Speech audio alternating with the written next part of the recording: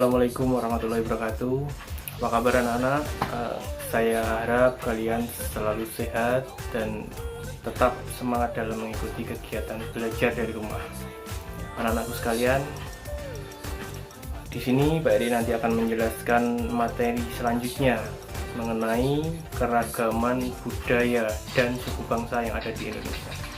Saya harapkan kalian tetap memperhatikan apa yang nanti Pak Eri sampaikan supaya dapat menambah wawasan kalian, ya.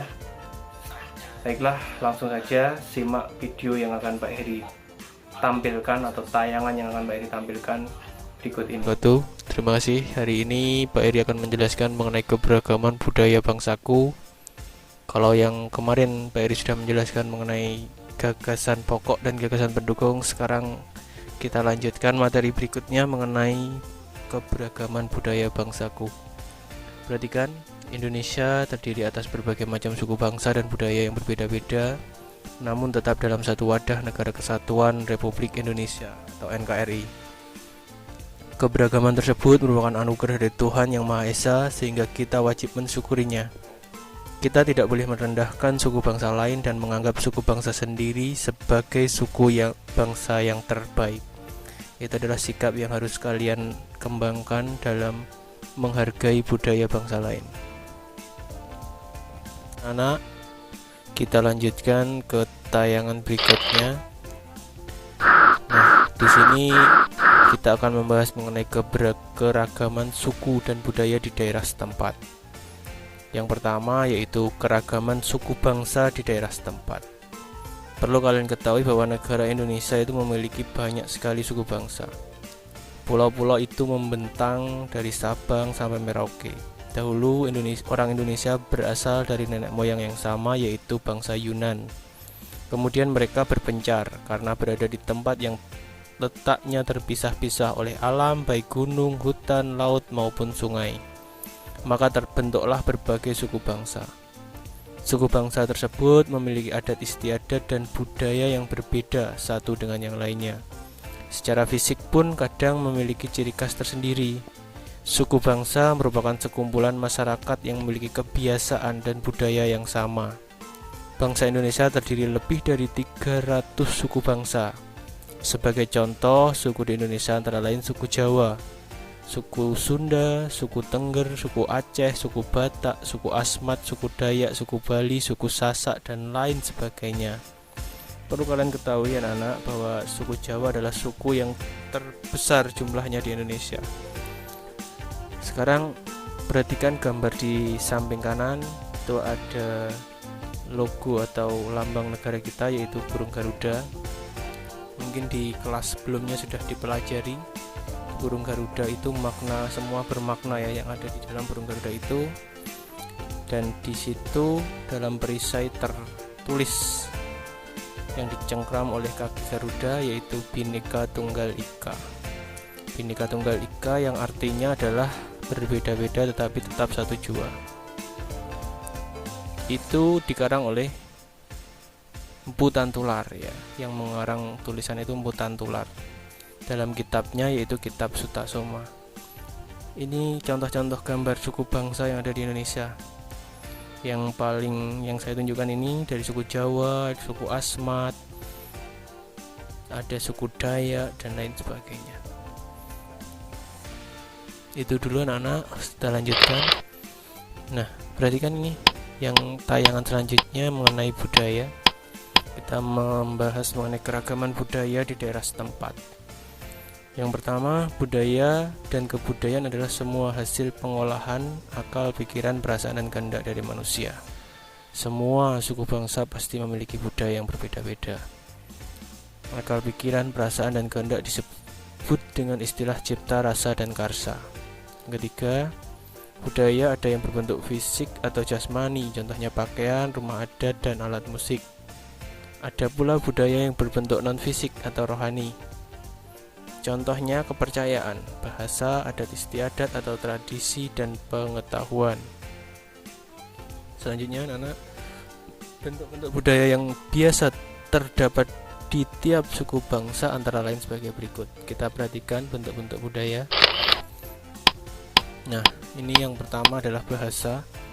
Bahasa daerah merupakan bahasa yang digunakan dalam bahasa pergaulan sehari-hari di suatu daerah tertentu. Di Indonesia terdapat sekitar 665 bahasa daerah. Contoh bahasa daerah adalah bahasa Bali, bahasa Madura, bahasa Batak, bahasa Jawa, bahasa Bugis, bahasa Sunda, bahasa Dayak, dan lain-lain. Yang ketiga, agar dapat saling berkomunikasi antar suku bangsa, Indonesia memiliki bahasa nasional, yaitu bahasa Indonesia. Bahasa nasional ini berfungsi sebagai alat pemersatu bangsa. Coba bayangkan bagaimana jika di negara kita tidak memiliki bahasa nasional. Gini anak-anak, setiap daerah punya ciri khas bahasa masing-masing. Nah, apabila kalian bertemu dengan suku bangsa yang lain, tentu kamu tidak mungkin menggunakan bahasa daerahmu, tetapi menggunakan bahasa Indonesia untuk berkomunikasi. Itu manfaatnya bahasa nasional atau bahasa Indonesia sebagai bahasa pemersatu bangsa. Yang kedua, bentuk budaya yang lain adalah sistem kemasyarakatan. Dalam sistem kemasyarakatan ada 3 hal, yaitu kelompok atau organisasi, yang kedua hubungan kekerabatan, dan yang ketiga peraturan dan hukum. Itu ada pembahasannya, nanti bisa kalian baca sendiri. Kita lanjutkan saja. Nah, ini rumah adat anak-anak ditunjukkan dalam gambar. Di tiap daerah atau suku bangsa biasanya memiliki rumah adat yang khas. Kita dapat melihat seluruh rumah adat yang ada di Indonesia di Taman Mini Indonesia Indah, Jakarta. Siapa yang pernah ke sana, anak-anak? Ya. Kalau kalian belum pernah, lain kali kalian kalau ada waktu bisa ke sana ya, di Jakarta. Di Jakarta itu ada sebuah tempat wisata yang sangat bersejarah, yaitu Taman Mini Indonesia Indah. Di TMI itu diibaratkan sebagai miniaturnya Indonesia. Di sana kalian bisa menjumpai rumah adat yang ada di seluruh Indonesia dalam bentuk anjungan-anjungan. Perhatikan yang pertama, yaitu rumah joglo. Ini ciri khas rumah dari daerah Jawa Tengah ya, bisa dari Jawa Tengah, Jawa Timur, Jogja, itu rumahnya rumah joglo. Selanjutnya ini rumah Dayak atau biasa disebut lamin ya, rumah lamin. Itu dari daerah Kalimantan, dari suku Dayak. Nah, ini rumah gadang yang sangat khas dari daerah Sumatera Barat. Suku Minang biasanya yang menggunakan rumah itu. Ada rumah tongkonan dari daerah Sulawesi Selatan. Suku Bugis biasanya ya yang menggunakan ini. Terus selanjutnya ada rumah adat Sulawesi Utara seperti ini. Selanjutnya ada rumah dari Maluku, bentuknya seperti itu. Itu bentuk-bentuk budaya dalam bentuk rumah adat. Selanjutnya upacara adat. Nah, perhatikan penjelasannya ya. Upacara adat itu berhubungan dengan tradisi di masyarakat itu. Beberapa contoh rumah adat di situ ditunjukkan, yaitu contohnya upacara Kasodo atau suku Tengger Jawa Timur. Itu upacara pelemparan hasil bumi ataupun hewan ternak ke kawah Bromo, itu disebut upacara Kasodo. Yang selanjutnya yaitu upacara lompat batu dari suku Nias. Gambarnya ada, itu visualisasinya di tayangan. Itu setiap orang yang dianggap sudah besar atau sudah remaja harus bisa melewati atau melompati batu itu. Itu dilaksanakan oleh suku Nias. Terus ada lagi upacara Grebek Suro di Jawa Tengah, di Ponorogo juga ada ya, Grebek Maulud, Grebek Suro itu ada. Terus di Bali juga ada upacara pembakaran mayat yang disebut upacara ngaben. Itu bentuk budaya dalam bentuk upacara adat. Banyak lagi selain itu ya, ada larung sesaji dan seterusnya. Selanjutnya yang ke-5 yaitu pakaian adat. Nah, perhatikan di situ tayangannya. Setiap daerah itu memiliki pakaian adat yang berbeda-beda. Itu menunjukkan ciri khas bangsanya, suku bangsanya.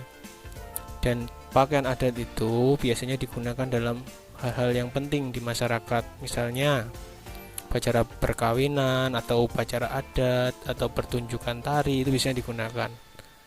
Dan memiliki nama yang berbeda-beda pula, anak-anak. Nanti tugas kalian menyimak atau memperhatikan rumah-rumah adat yang ada di Indonesia, terus dipelajari dan dihargai. Ya, banyak sekali. Itu dari Jawa Timur ciri khasnya seperti itu, ada sorjan ya, dari Nias, dari Sumatera Selatan dan Nusa Tenggara Timur. Yang keenam yaitu senjata tradisional. Ini bentuk budaya yang keenam. Indonesia juga senjatanya tidak hanya satu, tapi banyak sekali hasil budaya masyarakat Indonesia. Contohnya, di dalam gambar ditunjukkan senjata rencong dari Aceh. Ada senjata Pasatimbo dari Sulawesi Selatan.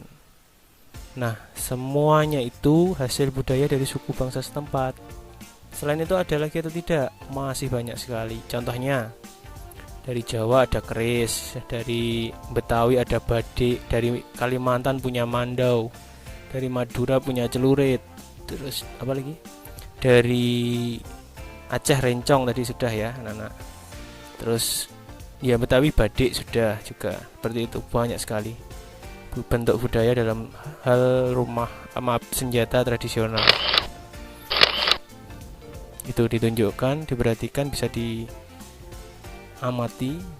bagaimana menurut kalian bentuk-bentuknya berbeda ya, dan memiliki fungsi yang berbeda pula ya. Ada kujang dari Jawa Barat, golok, pisau belati. Itu semua hasil budaya dari masyarakat Indonesia, dari suku bangsa yang ada di Indonesia. Terus selanjutnya mengenai kesenian, ini juga luar biasa ya, negara kalian itu memiliki kesenian yang sangat beragam.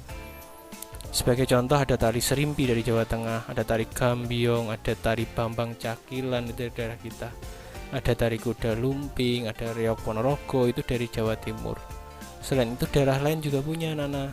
Contohnya dari Bali ada kecak, dari Aceh ada saman, Maluku ada cakalele, terus Minangkabau ada tari piring. Di Bali juga banyak tarian. Contohnya tari kecak itu dari Bali. Ya. Apalagi anak-anak? Ya, seni musik tradisional atau alat-alat musik tradisional itu juga bentuk-bentuk budaya yang lain. Contohnya yaitu kolintang dari Sulawesi. Bagaimana cara memainkan kolintang? Dengan dipukul. Ada gamelan dari Jawa Tengah. Biasanya digunakan untuk apa gamelan? Untuk mengiringi pertunjukan, misalnya wayang kulit, ketoprak, ludruk, ataupun tari-tarian yang ada di daerah Jawa. Di dalam gamelan itu banyak sekali ya, ada kendang, ada kenong, ada gong dan lain sebagainya. Itu cara memainkannya juga dipukul. Selanjutnya angklung dari daerah Jawa Barat. Cara memainkannya dengan cara digoyangkan atau digerakkan hingga menghasilkan nada. Ada sampel dari Dayak, khasnya Dayak seperti itu, dipetik ya seperti gitar mainnya. Ini contoh seni pertunjukan, tadi alat-alat musik ya, sekarang seni pertunjukan di Indonesia juga banyak yang sekarang masih eksis, yaitu wayang kulit. Wayang kulit itu pertunjukan drama ya, diambil dari kisah Mahabharata. Biasanya wayang kulit itu dimainkan oleh seorang dalang. Itu masih sangat banyak kita jumpai ya sekarang pada saat ada pertunjukan wayang kulit. Terus selanjutnya ada ludruk, itu dari Jawa Timur ya, khasnya Jawa Timur. Sebelum memulai ludruk biasanya ada pertunjukan tari remo. Tapi sekarang seni pertunjukan ludruk masih jarang kita jumpai ya, hanya di daerah-daerah tertentu yang ada dan tidak sering tampil ya. Itu karena sudah banyak yang tidak melestarikan. Saya harapkan kalian selaku generasi penerus bangsa harus mencintai budaya yang ada di Indonesia, termasuk ludruk ini. Selain ludruk ada ketoprak ya dari daerah Jawa Tengah juga.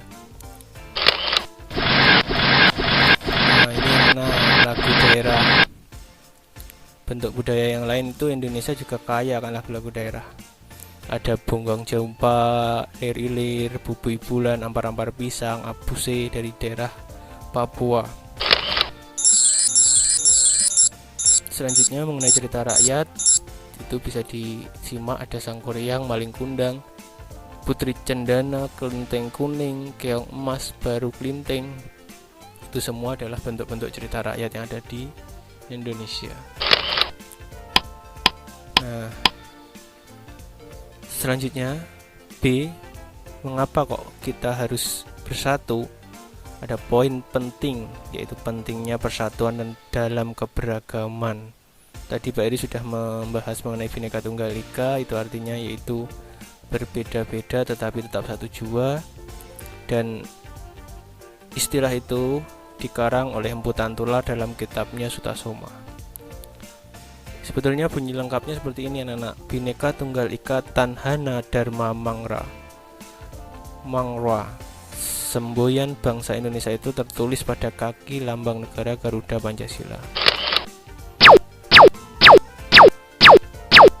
Nah, ini selanjutnya ya tampilannya, yaitu negara kita juga memiliki alat-alat pemersatu bangsa yang lain, yakni dasar negara Pancasila, bendera merah putih sebagai bendera kebangsaan, bahasa Indonesia sebagai bahasa nasional dan bahasa persatuan, lambang negara burung Garuda, lagu kebangsaan Indonesia Raya, dan lagu-lagu perjuangan.